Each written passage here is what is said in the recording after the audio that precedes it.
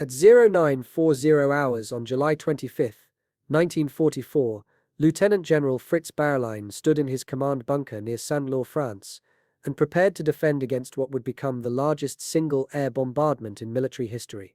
Bayerlein commanded the Panzer Lehr Division, Germany's elite armored formation. This wasn't just another division, this was the elite. Every soldier was a specially selected instructor from Wehrmacht training schools, the best of the best. Under his direct control were approximately 5,000 combat troops, 47 operational tanks, 12 Panzer IV medium tanks, and 35 Panther heavy tanks, with an additional 30 tanks in various states of repair at maintenance depots behind the lines. His division occupied a critical sector along the Saint-Lô Road in Normandy, blocking the American First Army's route out of the Cotentin Peninsula.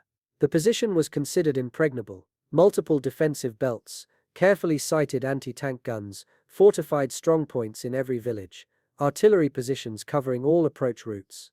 The Norman hedgerows, the bocage, created a natural fortress. Each field was a separate defensive position, each hedgerow a tank trap, each sunken lane a kill zone. Bayerlein was not concerned about conventional ground assault. His troops had held against repeated American attacks throughout July. They had stopped every American attempt to break through. Every single one. What concerned him was the weather. At 0600 hours that morning, the clouds had cleared. For the first time in 4 days, the sky was perfectly blue from horizon to horizon. Clear weather meant American bombers. Clear skies meant death from above. Bayerlein had experienced tactical bombing before. Fighter bombers attacking supply columns. Medium bombers hitting rear areas. Artillery positions destroyed from the air. But what he witnessed at 0938 hours was something entirely different. Something beyond anything he had seen in 5 years of war. The first wave appeared as dark specks on the northern horizon. Within seconds the specks became aircraft. Hundreds of aircraft. More aircraft than Bayerlein had seen in his entire military career. 600 P-47 Thunderbolt fighter bombers arrived first, attacking in a 300-yard wide strip along the Saint-Lô Road. They came in low. Very low. So low that Bayerlein could see the pilots in their cockpits. They targeted individual strongpoints, artillery positions, anti-aircraft batteries. The attack lasted 11 minutes. 11 minutes of continuous explosions. Then came silence. An eerie, unnatural silence. Bayerlein's forward observers reported moderate damage. Several strongpoints destroyed. Some casualties. Nothing catastrophic. The division was still combat effective, still in position, still capable of defense. For a brief moment, Bayerlein allowed himself to hope. Perhaps the Americans had shot their bolt. Perhaps this was the extent of it. He was wrong. At 0955 hours the second wave arrived. Bayerlein looked up and felt his blood turn to ice. 1,800 heavy bombers, B-17 Flying Fortresses and B-24 Liberators from the United States 8th Air Force. They flew in formation, box after box, stretching across the entire visible sky. The formations were so large that they blocked out the sun. The drone of their engines was so loud that men couldn't hear themselves think. Each bomber carried 5,000 pounds of high explosive ordnance. The mathematics were overwhelming and terrifying. 1,800 aircraft times 5,000 pounds equaled 9 million pounds of explosives. 9 million pounds. 4,500 tons of bombs targeting a rectangular area measuring 6,000 yards long by 2,200 yards wide. The bombardment density was beyond comprehension. The target zone covered approximately 12 square kilometers. 4,500 tons distributed across 12 square kilometers meant 375 tons of explosives per square kilometer, or 5,000 bombs per square kilometer, or one bomb every 16 feet. One bomb every 16 feet. The bombing run lasted 58 minutes. 58 minutes that felt like eternity. Bayerlein later described what he witnessed in testimony captured by Allied interrogators. His words were chilling. The planes kept coming overhead like a conveyor belt, he said. Like a factory assembly line. Endless. Unstoppable. Back and forth the bomb carpets came down. The first bombs created individual craters. Then the craters began overlapping. Then the landscape disappeared entirely beneath a continuous carpet of explosions.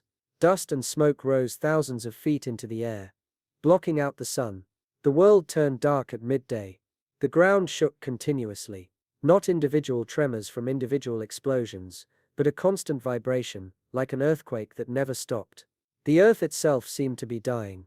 The noise was beyond description, beyond human capacity to process. Each bomb created a thunderclap. 1,800 aircraft dropping their loads simultaneously created a sound that overwhelmed human perception. Men's eardrums burst. Blood ran from their ears, others went temporarily deaf.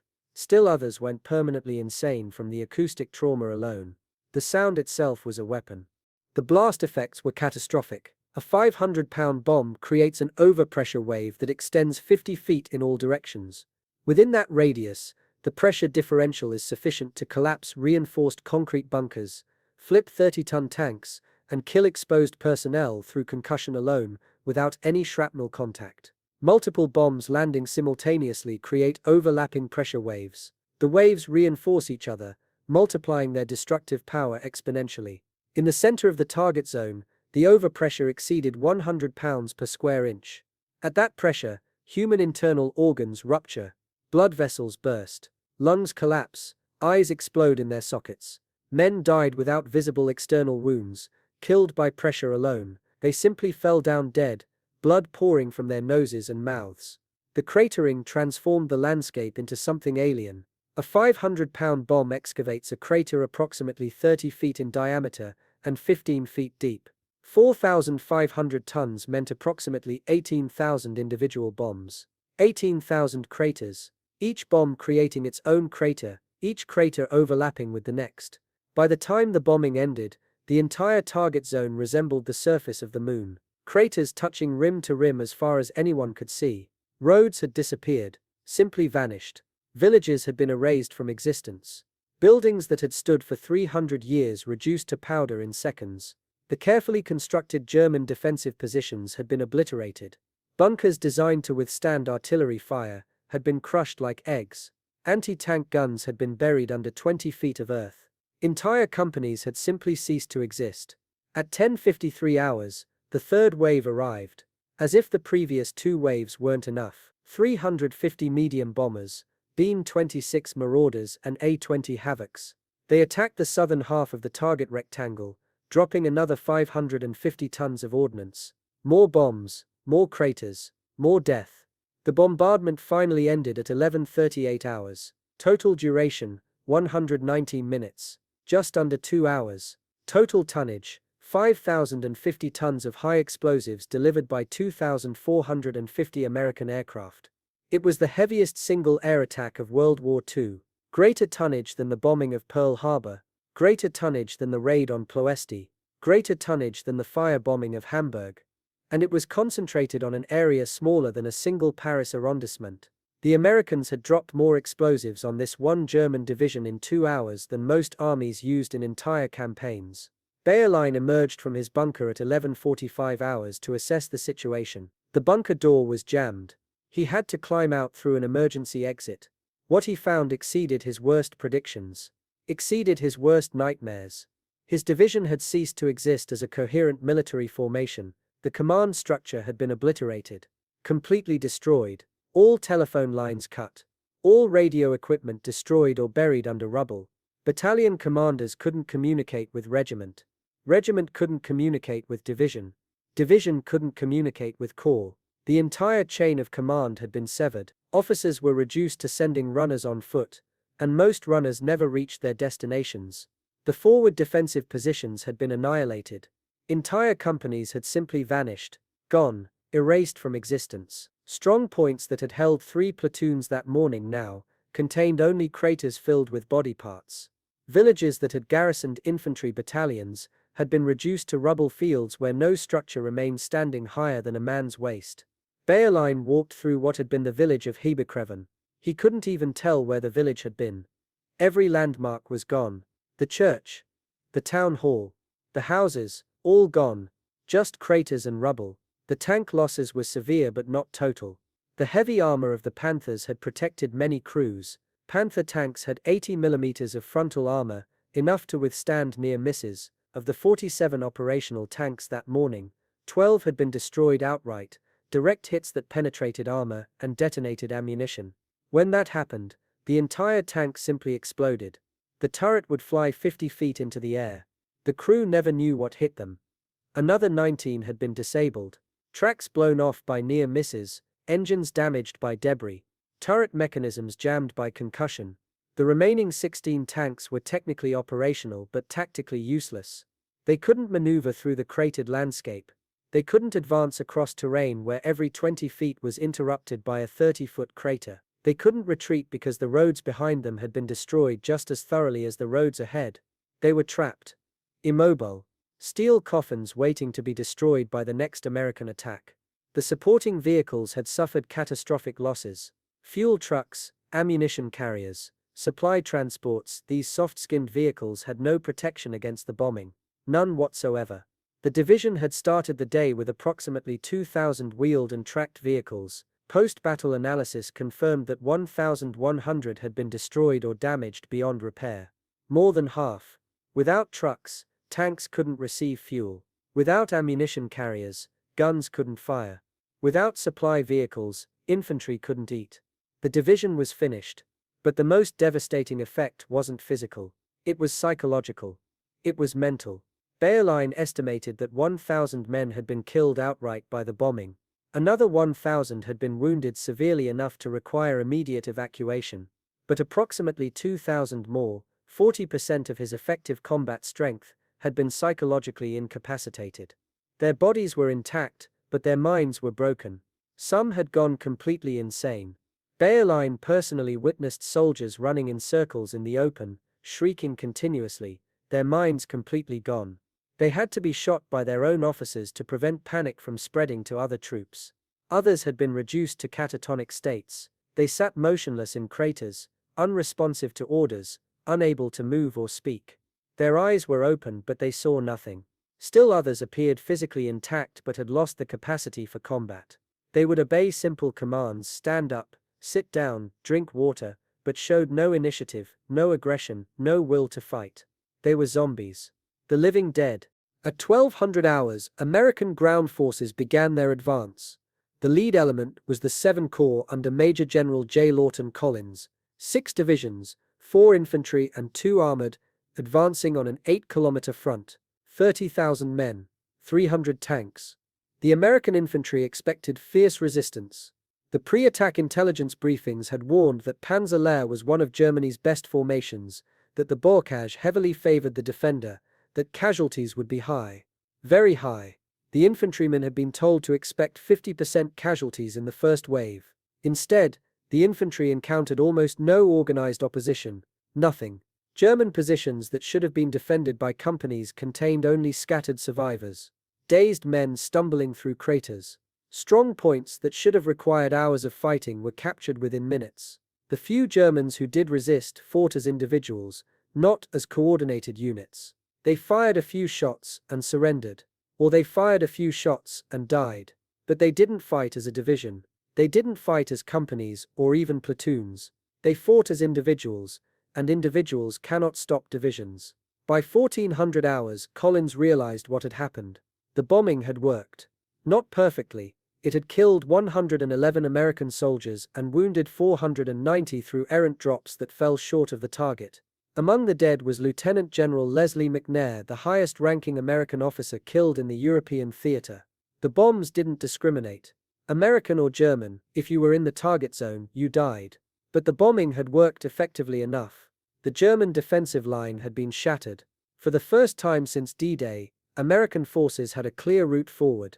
The bocage that had stopped them for 7 weeks had been transformed into a lunar landscape that tanks could cross.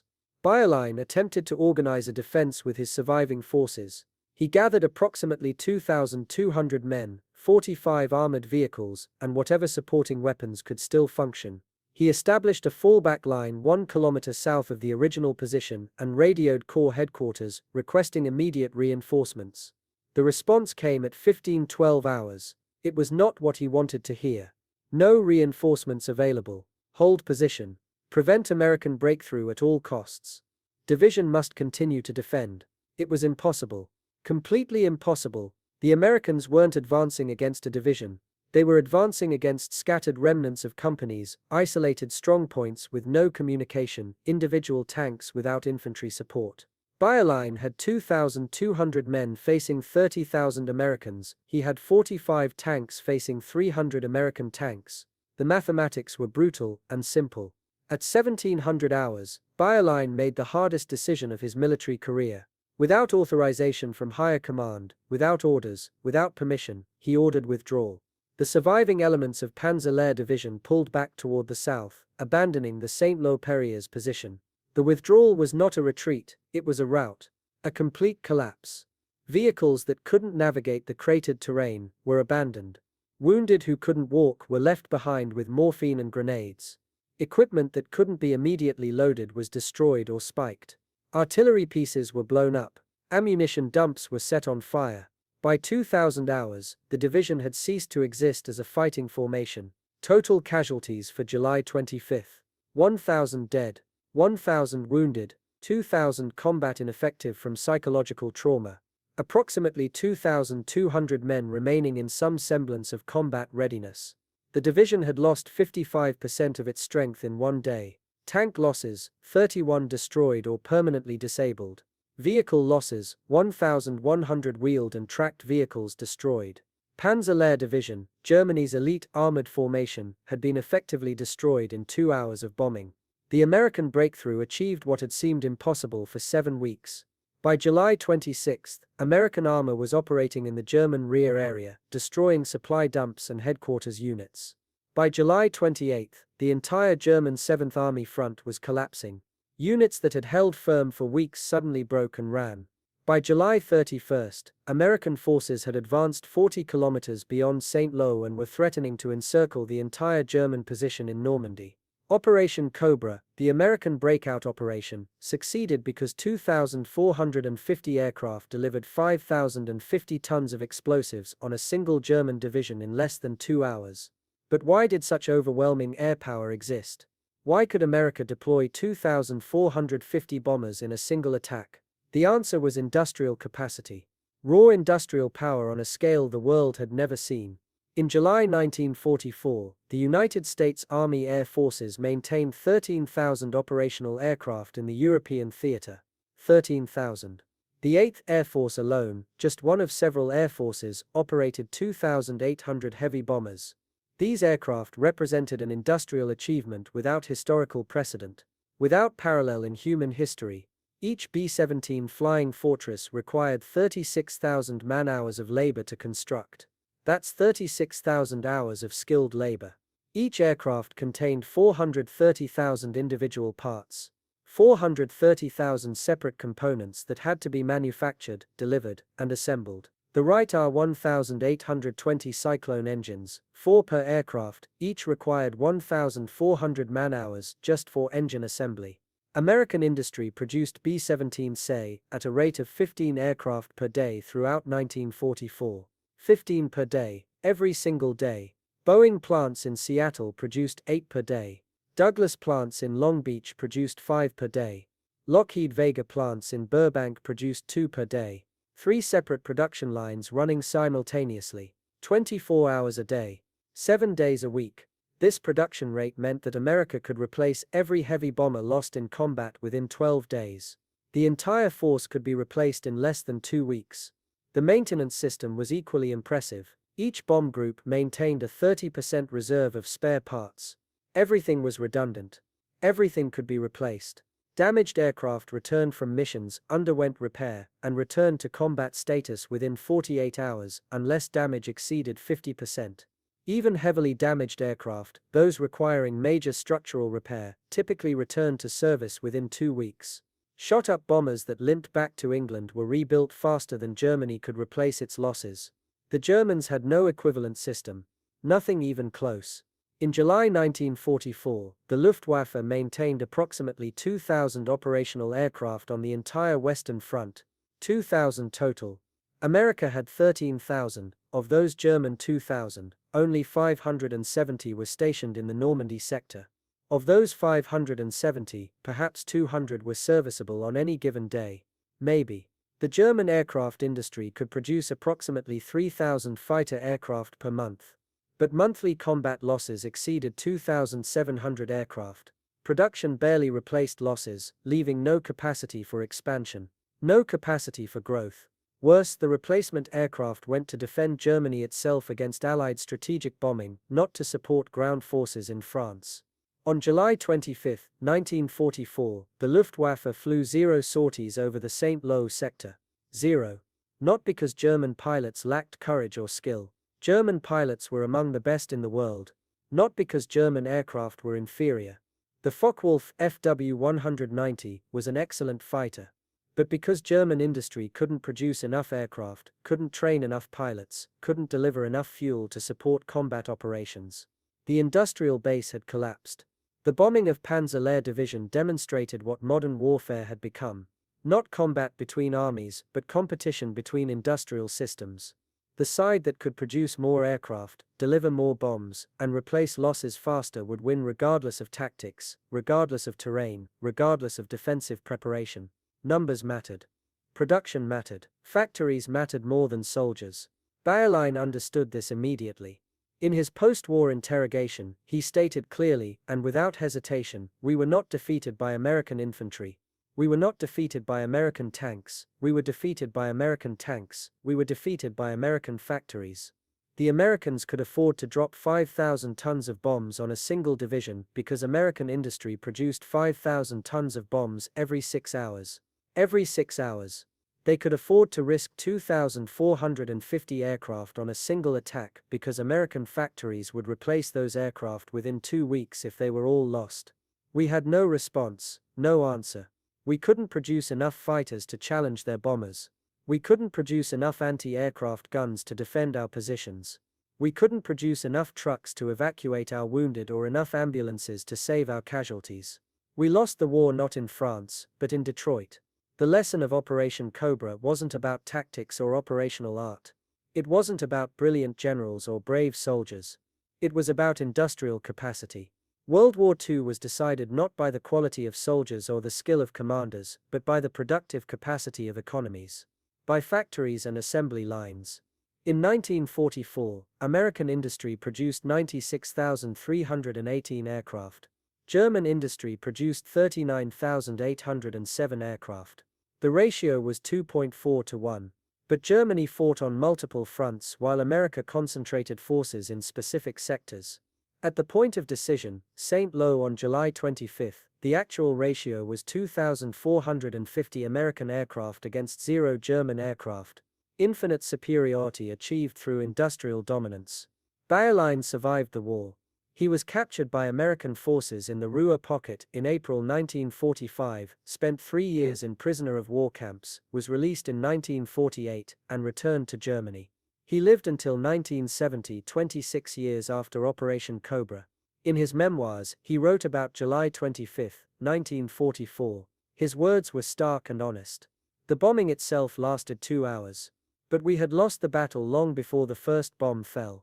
We lost it in 1940 when we failed to invade Britain.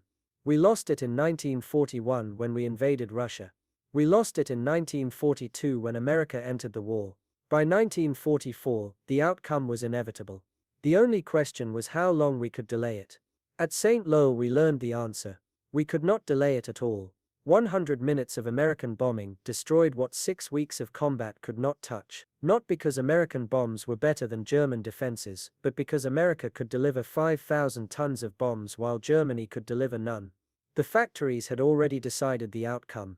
The bombing was just confirmation. The Americans called it Operation Cobra. The Germans called it Hölle. Hell. Both names were accurate. For 2 hours on July 25, 1944, American industrial capacity manifested as divine wrath. 2,450 aircraft. 5,050 tons of explosives. 1 German division. The mathematics were overwhelming. The result was inevitable. The Panzer Lehr Division, Germany's elite formation, ceased to exist. And with it died any hope of stopping the Allied advance across France.